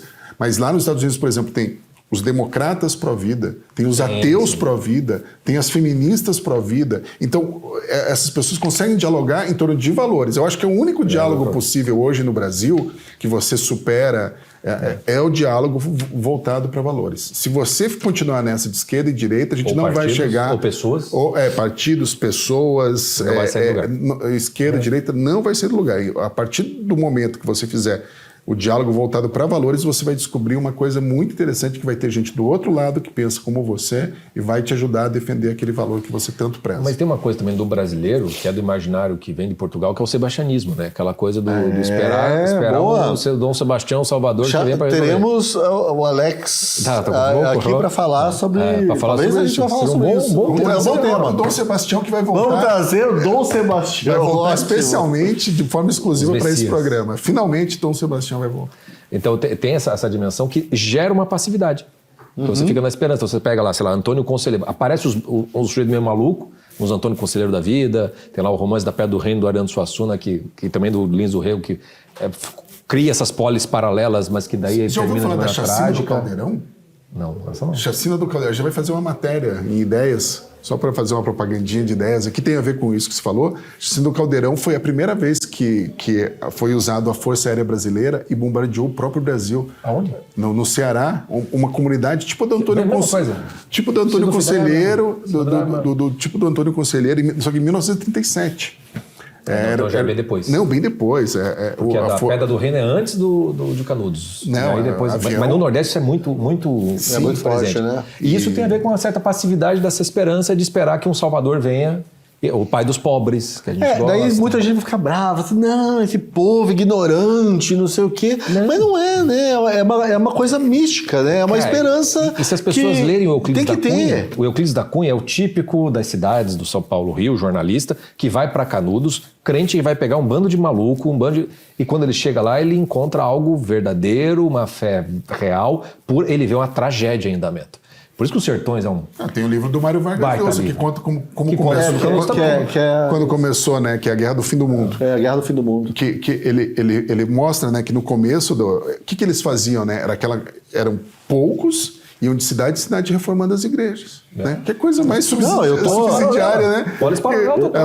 Iam de cidade em cidade reformando a igreja e cada vez mais gente se juntava naquilo, né? É um exemplo, o idiota que transforma, né? O cara esperançoso, e acabou transformando, de alguma forma transformando. Mas é que o brasileiro da cidade, urbanizado, intelectualizado, com diploma, ele tende a ver isso como uma idiotice. Sim. E sem essa dimensão mística da esperança. Por isso que é difícil se manter não cínico na cidade. Veja a Petra Costa no documentário dela, como ela trata os evangélicos, por exemplo. Como? Uma coisa apocalíptica, como a gente profundamente ignorante, manipulada. Falou que nunca leu o Apocalipse e tal. Que não conhece absolutamente nada do que ela pensa retratar. Mas eu percebi isso também no Central do Brasil. Era um olhar intelectualizado que não percebia uma coisa... Eu lembro, nunca esqueço. Mas ele se abre no fim. Não, mas tem uma cena muito, muito me marcou. Eu vi faz um ano, sei lá.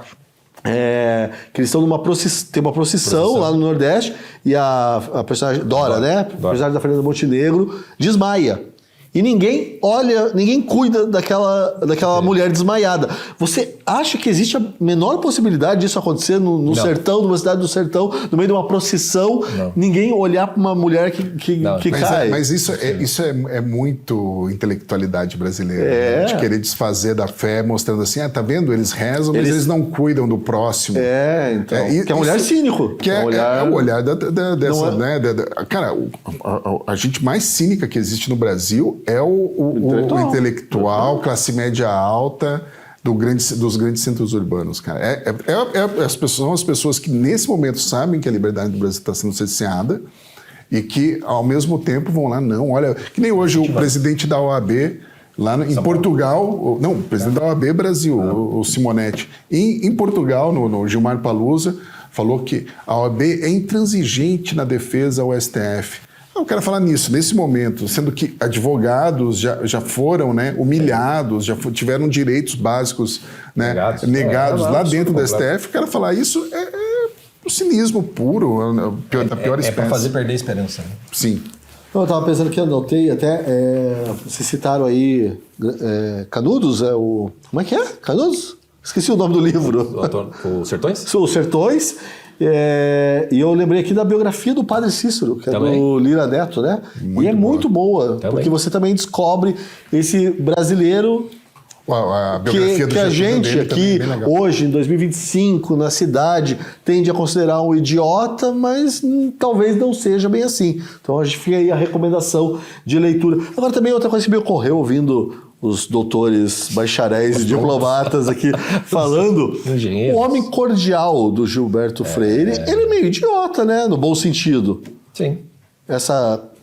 Porque a cordialidade, esse cordial não vem de educado, Não. nem nada. É mais coração do que razão, né? Por isso, quem nasce em Três Corações é o tricordiano. Sabia disso? Sim, eu sabia. Óbvio. Eu sou idiota. Eu sou idiota, eu não sabia que quem nasceu. Nossa, Três Chico, Corações, que coisa. Eu não sabia. Vamos lá, vamos avançar aqui na nossa... Eu queria Nosso falar de... Pelé, né? Nosso Pelézão Pelé, nasceu em Três Corações. Aliás, tem um livro aí do Antônio Risério que parece Maravilhoso, muito bom, né? Eu gostei muito do título. Já, será que a gente pode falar o título? Como é que é? Eu não, você consegue pesquisar aí? Eu não lembro. Eu sei, mas eu Qual acho é? que não acho melhor, não. Fala aí. É o Negão? O Negão Planetário, né? O Negão Planetário, Pelé, né? Pô, que título maravilhoso. Maravilhoso, né? Maravilhoso. Não sei Capa se- legal também. Vale matéria lá. Aí tem matéria. Fazer uma entrevistinha com o Risério, será que ele topa? Acho que que topa. Podia fazer pro teu programa lá, novo, né? Que ainda tem... Não pode falar. Vai sair um dia. Vamos lá. Eu queria falar de Forrest Gump, né? O que Forrest Gump ensina sobre confiar em Deus, que eu acho que é uma característica desse idiota no bom sentido que a gente está citando aqui. Sobre realmente acreditar quando se reza, seja feita a vossa vontade. Eu acho a parte do Pai Nosso mais difícil ali. Quando a gente fala, dá uma engasgada. Mas o filme em si, ele não tem essa dimensão transcendente nesse sentido religioso de Deus ali. Os realizadores não pensaram nisso, mas eu acho que o filme tem. Não, mas aí, o que eu estou dizendo assim, o próprio Forrest não se refere a Deus e não faz as coisas por Deus ou para Deus. Mas ele retrata essa coisa de fazer as coisas independentemente do resultado delas. Ele entrega tudo, né? Então ele serve de exemplo do que é viver como seja feita a vossa vontade e paciência. Mas ele não coloca, ele não tem essa presença ali de, sei lá, de oração ou de vida espiritual. Ele tem algo que daí vem é quase como se fosse retratado, que é parecido daí com... Por isso que eu acho que tem algo do Quixote ali. Porque ele é tratado como se fosse um deficiente mental, né? É como se ele tivesse um atraso. E de alguma medida ele tem ali, né? Então é como se fosse... diferente dos nossos outros heróis. Bem, o Mishkin, ele tem epilepsia, que não é a mesma coisa. Não diminui a inteligência de ninguém, mas que, de certa forma, prejudica, né, o dia a dia. Mas na época tinha um estigma e tal. Tinha um grande estigma. Então tem coisas do Don Quixote que vão ser tratadas como loucura, né? Então no Forrest Gump, às vezes é por uma espécie de... Não é exatamente um defeito, mas é por algo que ele que ele tem uma coisa que é infantil. Entendeu? Que é uma certa simplicidade. E aí que é o legal, que é o que ela nos ensina sobre confiar em Deus. Porque é aquela coisa da simplicidade das pombas, né? De você ser essa dimensão simples. Era como Adão e Eva eram antes de perderem o paraíso. Você confia e Deus fez. Deus vai dar tudo. Mas no deve fim ter vai alguém acabar tudo falando bem. agora, que ele também fala na esperteza da astúcia das serpentes. Astúcia das serpentes, ou dependendo da tradução, a prudência, né, das serpentes. E aí é que entra. Aí é que entra essa dimensão de que se você só tem a simplicidade das pombas, o sentido do idiota vai ser o sentido comum no final das contas, né? Vai parecer que é muito mais uma coisa da fortuna que protege o Forrest Gump do que propriamente um certo sucesso dele naquilo que ele tá fazendo. A dimensão da astúcia e da prudência é o que vai fazer a dimensão dramática e trágica da condição humana. Agora que você falou da fortuna, eu lembrei de um outro personagem que é o Inspetor Clouseau. Esse depende só da fortuna. Esse os personagens do Charlie Chaplin, em tempos modernos, se pegar o Michael Scott do The Office... Não, a gente não falou do Michael Scott, é verdade. Meu idiota preferido é o Michael Scott. Então, é como se eles tivessem uma espécie de imunidade a uma certa maldade. E aí, porque tem essa imunidade, aquela bondade floresce. Mas o Michael Scott não, né? Ele é mau em alguns momentos, ele é perverso em alguns momentos. Mas aí que tá, o Don Quixote também tem essas coisas, eles não são perfeitos. Ele não é cruel, né? Ele não é Com ferino. o Toby ele é, cara. Com a mãe da Pam também, quando ele vai terminar. Ele é bem cruel, cara. Então, mas aí que tá. Aí que tá. A coisa do seu idiota esperançoso não é colocar como se fosse Isso aqui é o ideal que seja assim, né? Porque são personagens imperfeitos. O Michigan é imperfeito, o Don Quixote é imperfeito, mas tem algo ali que precisa ser preservado. O livro do Don Quixote, no final, é muito legal, porque o cara que consegue fazer ele ser curado, porque o Don Quixote abjura da loucura dele no final do livro. Mas o cara que consegue isso, ele meio que olha... Abjura? Abjura, né? O que é abjurar? Ele nega aquilo, né? Nega Cristo por 3 vezes. Essa palavra? Abjurar, Talvez seja meu resquício do direito. Resquício do direito. Mas quando ele faz, né, o cara que fez isso, ele se arrepende de uma tal maneira que ele pede, não, vamos sair de novo numa outra campanha, uma outra aventura, porque ele percebe que junto com a criança foi a água do banho. Então essa coisa, salvar a criança e não jogar água do banho, tem um pouco a ver com essa coisa de ser simples como as pombas, mas astuto como as serpentes. Se você vai ser astuto, você não vai conseguir ser simples por completo. E se você vai ser simples, você não vai conseguir ser plenamente astuto. Tem uma coisa tensional da condição humana e que faz com que a gente, talvez a coisa do ceticismo seja quase que vai se transformando numa espécie de virtude, entendeu? Para que a gente não perca a coisa do idiota, não se torne uma idiocracia, por exemplo. E que a gente também não pode, também não é plenamente louvável o cara que faz algo sem saber as consequências do que ele está fazendo inteiramente, né? Por exemplo, o Forrest Gump, será que quando ele pega o Bubba na floresta e salva várias pessoas, né? Na Guerra do Vietnã, ali. Sim. Ele sabe que ele tá fazendo algo legal, né? Se ele fizesse aquilo sem nenhum tipo de consciência do perigo que ele corria, ele sabe. Então, tem valor nisso, porque ele sabe o risco que ele está correndo. Se ele não soubesse, qual que seria o valor disso? Nenhum, né? Só o valor para os outros, né? No final, a missão dele. O Fazer é legal porque tem coisas que ele faz simplesmente porque dá na telha, né? Tipo, sai correndo para lidar com o negócio, jogar ping-pong naquele negócio. Mas tem outras coisas que não, que você vê uma coisa virtuosa, que é quando ele salva o Bubba. Você vê o sofrimento dele quando ele percebe que tem um filho e ele pergunta, ele tem o mesmo problema. Então tem uma coisa que é muito virtuosa ali no filme que exemplifica um pouco dessa simplicidade que é, de certo modo, puta... Eu ia cantar a música do Gonzaguinha, cara. É o hino. É a melô do Idiota Esperançoso, a música do Gonzaguinha? O qual?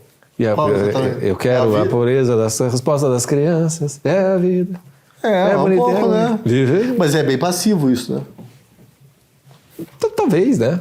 Não, é que você falou da idiocracia, né? E isso é uma coisa que se fala muito, que a gente é governado por idiotas, caquistocracia, essa palavra. E é verdade, assim, nada mais idiota do que achar que você pode mudar tudo, né? Sim, é que tá. Essa coisa do idiota esperançoso... Essa é a diferença da esperança. Não pode ser idiota, entendeu? Não pode ser idiota nesse ponto. Pra mim, a idiotice é achar que a gente... os nossos governantes podem mudar alguma coisa. Para melhor. Isso, exatamente. Isso eu acho. E aí você vê que e aí vem a idiotice dos governantes achar que eles realmente podem mudar tudo. E não necessariamente melhor.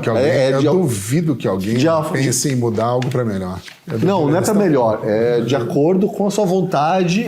Por exemplo, esse discurso do Barroso, né, de recivilizar o Brasil, isso é um discurso para ele ganhar mais dinheiro. Ele não tem nenhuma intenção de... Vamos supor que ele quisesse, que seria horrível. Eu porque não acho que seria eu acho que é ganhar dinheiro e poder. É dinheiro e poder. Não tem, virar o Martin Luther King. Ou coisa eu duvido que o Barroso, a menos que ele seja mais burro do que eu imagino. Porque, assim, todos, o Alexandre de Moraes, o Barroso, essas pessoas, todos eles mostraram um nível intelectual muito baixo. Que você não esperava. Eles não conseguem acompanhar essa nossa conversa aqui. Não conseguem. Não conseguem acompanhar. O Alexandre de Moraes, ele citou o John Milton o John Stuart Milton num voto dele, e ele não sabe do que ele estava falando. Ele não sabia do que ele estava falando ali. Ou ele é o cara mais... citado o Milton do Paraíso Perdido. Não, John Stuart Milton, ele não sabe do que ele está falando. Ou ele é um cínico, pior ainda, que citou Milton porque sabe que é caro para pessoas que defendem liberdade. Foi por isso. Nossa, então... Aliás, nada mais idiota do que isso, né, também, né? A pessoa coloca uma aspa qualquer de algum nome que ele ouviu falar, assim, e acha que aquilo está justificado, né? Aquilo justifica mas o Barroso, essa ideia dele de recivilizar o Brasil... É mais poder, é mais dinheiro. Se não fosse dinheiro, cara, é claro que é dinheiro. É dinheiro. Eu não sei, cara. No caso específico do Barroso, assim, e como eu conheço um pouco do mundo jurídico, a dimensão de vaidade dessas pessoas é um negócio que as pessoas não isso, sabem. eu também acho. E ele já soltou que quando ele sair da presidência, ele quer ver se ele arranja uma embaixada, né? Provavelmente deve ser na Itália, Florença, alguma coisa assim, para se aposentar. Assim como Florença, terra do Hannibal. Não, assim como o voto do Fachin. Florença, como dizia o Edmundo, né? Só tem coisa velha. Só tem coisa velha. E do Maquiavel. Do Maquiavel. Pô, combina muito. E do Dante, né? Agora eu tô torcendo. É verdade. Mas eu tô torcendo pra mandar. Mas então, a dimensão do cuidado com a biografia, entendeu? Você lembra do Sérgio Moro? Quando eu faço do governo, porque eu tenho um cuidado, um zelo pela minha biografia. É exatamente essa mentalidade desse mundinho. Acho. O voto do Fachin no negócio foi pela biografia dele. Eu também acho. E o Barroso, quando ele sair, eu acho que ele vai se aposentar. Entendeu? Talvez ele até saiba, tenha medo do que possa vir a acontecer, sabe Deus como é que vai ser a eleição. Ganha uma embaixadinha e essa coisa do recibilizar é por uma imagem. Entendeu? De ter tentado fazer alguma coisa, sabe? Para iluminar essas pessoas. Eu me lembro de um voto durante a pandemia, porque estava sendo transmitido, que era sobre usar máscara, alguma dessas coisas que foram de lockdown, não sei o quê. E ele faz um voto, e uma das partes era igrejas, né? E ele foi como um voto histórico, que tivemos o iluminismo, mas fracassou o iluminismo, não deu certo. Então nós temos que viver ainda nessa era meio pré-moderna, na qual as igrejas, infelizmente... Ele estava querendo dizer, infelizmente vocês têm voz, então de fato a gente tem que conceder alguma coisa para vocês, porque a gente não conseguiu vencer vocês. São pessoas que acham que a Revolução Francesa foi algo legal. Foi, com certeza. Eles acham, nossa, a Revolução Francesa foi incrível, foi, né? Com certeza. Eles não conseguem mensurar a tragédia que foi aquilo. Não consegue. A gente já falou aqui sobre como a cultura informa, né? Essa ideia do cínico ou desse idiota, que a gente está usando a palavra aqui no bom sentido sempre. Mas essa idiotice esperançosa, ela pode ser ensinada ou ela é um dom inato? Você acha que tem, de repente, uma educação para virtudes vai gerar esses idiotas esperançosos no bom sentido? Não, eu acho que a esperança é uma virtude teologal. Vamos partir de uma coisa meio teológica cristã, né? Se é uma virtude teologal, é uma virtude que Deus dá, né? Deus infunde, né?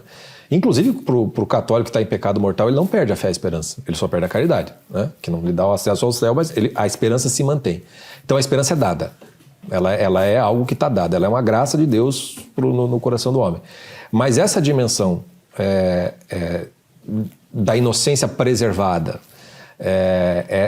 esse processo de um certo ceticismo, vamos dizer assim, que preserva algumas coisas, mas também não se ilude com outras. Essa simplicidade das pombas que precisa ser somada com a astúcia da serpente. Isso precisa ser ensinado, só que esse ensinamento, ele não é exatamente de livro. Esse ensinamento tem de vir do exemplo de pessoas que lutam para manter a sua esperança e a sua, entre aspas, idiotia nesse contexto. O exemplo arrasta. Você precisa ter a dimensão livresca, mas sem o exemplo real e concreto não acontece. E por isso que esses personagens atraem tanto. O Don Quixote, o Forrest Gump, etc. Tal, por essa dimensão virtuosa ou bondosa que eles têm ali, ainda que você veja que tem alguma coisa meio torta, ainda que você veja que tem alguma coisa que está meio que faltando. Então é através desse exemplo que é preciso desenvolver isso. Eu até acho assim, que vai ser um palpite meu, tá? Não é nada muito profundo, mas a impressão que eu tenho é que toda na própria... Acho que é nos evangelhos que diz lá, né? Eu pensava como criança e agora eu penso como adulto. E eu acho que, e ao mesmo tempo, Cristo diz assim, sejam como essas crianças. Né? Então, eu acho que tem uma coisa da inocência da criança que vai ser perdida, necessariamente falando. E ela só pode ser restaurada a partir da compaixão, a partir do perdão, a partir de uma dimensão mais amorosa. Então é como se esse idiota esperançoso na vida adulta, ele não pudesse ser inocente como uma criança, porque ele precisa ter a astúcia da serpente. Mas isso significa que ele tem uma capacidade de compreensão, de compaixão, e ele fica mais parecido com o idiota do Dostoiévski. Porque esse é o drama dele com as duas mulheres, o drama de ele ser bom mesmo sabendo que aquilo vai só trazer problema para ele naquilo tudo ali. É uma idiotia, mas que tem a ver com essa preservação de uma inocência infantil que se transforma numa capacidade de compaixão quase que infinita pelo próximo. Mas é engraçado que você olha o Mishkin no meio dos outros personagens, né? E é o único que não tá no caos, né? Não tá. Por mais que ele tenha epilepsia, que ele tenha os acessos e tudo mais, os outros todos vivem no caos. E são pessoas terríveis, né? Numa série que eu assisti, estreou há pouco tempo, aquela 4 Estações, Tina Fey, Steve Carell e tal. É incrível o caos que aquelas pessoas vivem por essa ausência ali na sede de uma base religiosa mínima, No centro, assim. né? De um centro, eles não têm centro nenhum. Eles vivem um caos absurdo. Seinfeld também é assim, né? Seinfeld é um caos o tempo todo. Ele é um caos, mas ele é a coisa do cinismo, né? Tipo, É. dane-se. A cena final deles preso, quanto tempo sabe que demora? Sabe, como se nada mais importasse. O tempo todo não importa nada.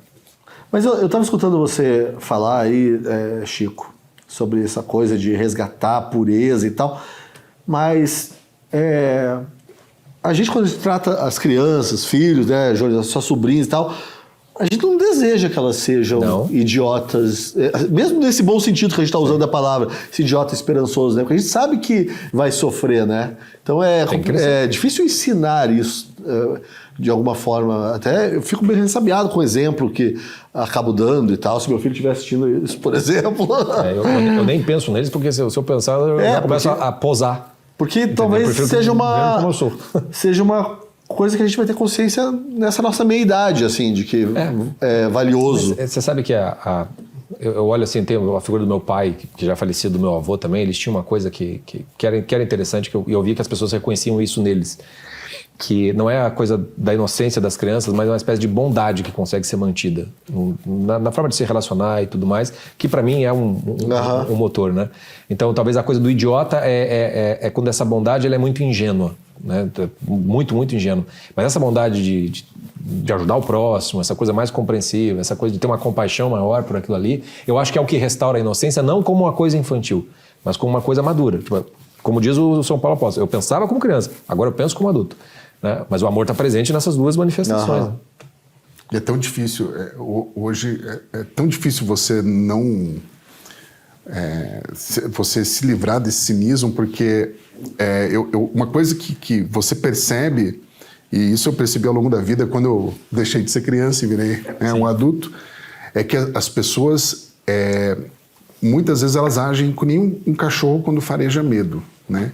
Quando ela fareja um otário, um idiota, cara, olha, se aproveitam, né? Mas quando você sabe que estão farejando, beleza. Mas é que você... Eu falo isso porque eu sou um idiota assumido. É que durante um tempo você não sabe disso, né? Daí você... Por que essa pessoa fez isso comigo? Se eu só ofereci o meu lado bom, né? Dói. E daí você... Toma, né? Mas que é isso, gente? Em que mundo que eu vivo, né? E aí você então, se fecha, né? Daí você começa... Não de novo. Isso que é mais triste. E é uma luta pra se manter assim vulnerável. Sabe uma coisa que eu percebi que eu era o idiota?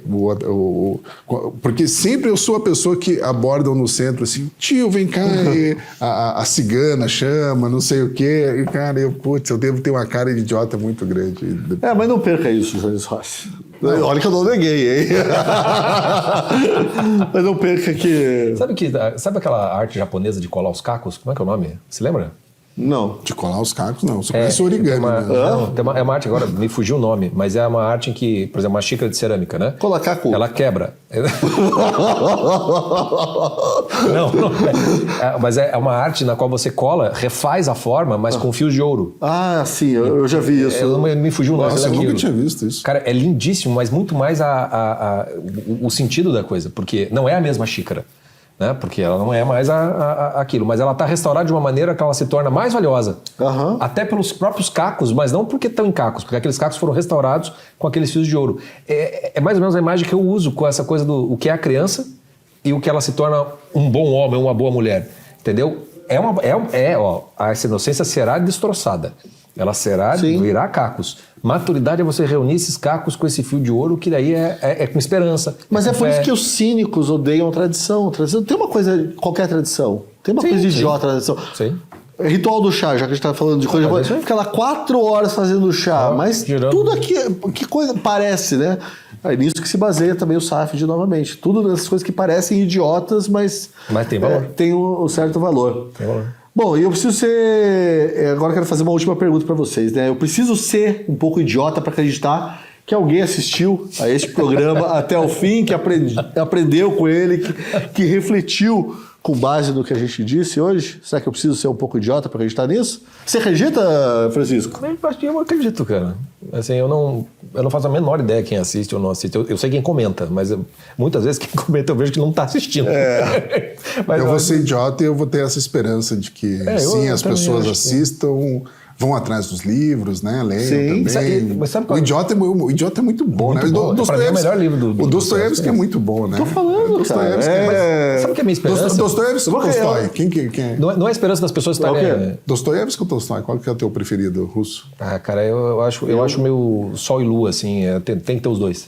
Não, sim, são muito diferentes. São muito diferentes, mas é... É que Dostoiévski eu acho mais acessível. Eu prefiro a... Não, cara, eu acho mais fácil de ler o Tolstói do que o Dostoiévski. Sério? Eu também. A Morte de Ivan Ilitch, mas muito mais... E eu acho que condensa muito... Bem, a Morte de Ivan Ilitch... muita coisa. Não, mas o Ana Karenina é fácil de ler. É? O Ana Karenina. Um Crime e Castigo... É que o Guerra e Paz é difícil. Não, Guerra e Paz é muito maior. Mas mesmo Que, assim... aliás, deveria se chamar Guerra e Paz. Para que isso serve? Você sabe, né, que o título original era esse. Né? Era esse? É. Sério mesmo? Claro que não, né? Viu como eu sou um idiota esperançoso? Eu tinha esperança de que fosse... É a piada do Seinfeld, quando chega um escritor russo no episódio e falaram isso pra Elaine, e daí ela fala isso pro escritor russo. Sabia que ela quer afetar uma inteligência, ela fala, sabia que o nome certo era Guerra, pra que isso serve? E daí o escritor russo... War! What is a good for? Absolutely not. E daí ele fala, da onde se ouviu essa idiotice? Veja só. Não, mas a minha esperança não é nem tanto de quem está assistindo no dia que sai esse programa ou na reprise, mas é tipo assim, vai ficar na internet alguém, sei lá, quando, cara, isso vai fazer sentido. Eu também acho. Sabe? Eu tenho a esperança nesse futuro. Que é um pouco da esperança, resgatando um pouco da esperança da arte, né? Antigamente, né? Que era isso. Não tinha essa função de propaganda, de converter alguma coisa. Era assim, fiz aqui, tá aqui a minha expressão da beleza. Se você for capaz de aprender isso e absorver, admirar, ótimo. Se não for por também... acaso, não. Viraliza por acaso, viraliza, não, porque... por acaso. Bom, você acaba de assistir à última análise especial de sexta ou à última análise especial de segunda para quem está aí assistindo na reprise. Se você gostou deste vídeo, deixe o seu like. E se você não gostou, se você achou muito idiota, deixe o seu like também. E não se esqueça de deixar o seu comentário, porque a gente quer muito ouvir a opinião de vocês. Obrigado, Chico. Eu que agradeço. Obrigado, Jones. Eu também agradeço a presença. Agradeço o convite para ter. Você agradece? Agradeço a presença de vocês dois. Vieram no meu programa aqui, agora eu vou terminar isso aqui. Então vamos ao finalzinho lá. Eu sou Paulo Pozonoff, tchau. E pessoal, não se esqueça de assinar a Gazeta do Povo, hein? Até semana que vem.